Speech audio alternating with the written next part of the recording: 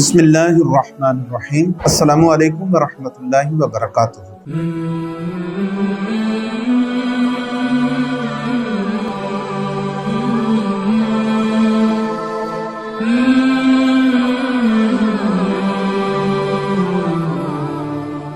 ناظرین کرام، 24ویں نشست کے اندر ہم نے قلب مریض کی بات کی تھی، بیمار دل کی بات کی تھی۔ دل بیمار ہونے کی بہت ساری وجوہات ہیں، ان وجوہات میں سے ایک وجہ گناہ ہے۔ اس میں بد کردار، بد اعمال، لوگوں کی صحبت سے بھی دل بیمار ہوتا ہے، اور برے اعمال سے بھی، بری صحبت سے، بد عقیدہ لوگوں کی صحبت سے دل بیمار ہوتا ہے، اور دوسرا کہ لقمہ حرام سے یقیناً دل بیمار ہوتا ہے، اس پر پردے آتے ہیں۔ تو قرآن مجید برہان رشید نے بھی اسی کی طرف اشارہ کیا۔ سورہ المطففین یہ 30واں پارہ ہے۔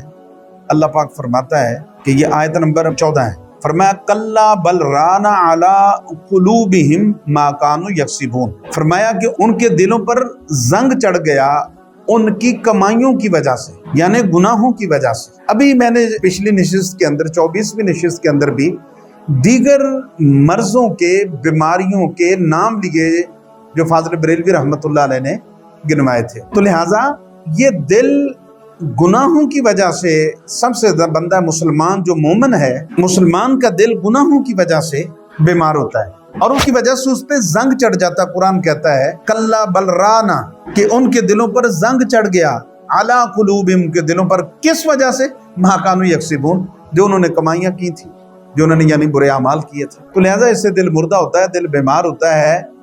اور رسول اکرم صلی اللہ علیہ وسلم کا بھی اس حدیث مبارکہ کے بعد ایک ارشاد گرامی ہے کہ بندہ جب ایک گناہ کرتا ہے اس کے دل پر ایک دبا لگ جاتا ہے۔ اگر اس کو توبہ استغفار نہ کی جائے، اس کے لیے صدقہ نہ کیا جائے، استغفار نہ پڑھا جائے، درود نہ پڑھا جائے، موت کو یاد نہ کیا جائے، تلاوت قرآن نہ کی جائے، صالحین کی صحبت نہ کی جائے، ذکر قلبی نہ کیا جائے، اور اس گناہ سے توبہ نہ کی جائے، اس کو چھوڑا نہ جائے، تو وہ دبا ویسے کا ویسے موجود رہتا ہے دل کے اوپر۔ اور پھر کیا ہوتا ہے کہ اس گناہ کی وجہ سے پھر بندہ ایک اور گناہ کرتا ہے، وہ ایک اور دبا لگ جاتا ہے، پھر گناہ کرتا ہے، پھر دبا لگ جاتا ہے، پھر گناہ کرتا ہے، پھر دبا لگ جاتا ہے۔ تو اس طرح دل سارے کا سارا کالا، سیاہ، سخت ہوتا جاتا ہے۔ تو اسی طرح اس کے مرض میں اور اضافہ ہوتا جاتا ہے، فزادہم اللہ مرضا، کہ ان کے مرضوں میں اور پھر شدت آتی جاتی ہے۔ تو لہٰذا یہ میں نے ایک اس کی وجہ بیان کی تھی، مریض قلب کی، بیمار دل کی۔ مزید اس پر انشاءاللہ گفتگو کریں گے۔ السلام علیکم ورحمۃ اللہ وبرکاتہ۔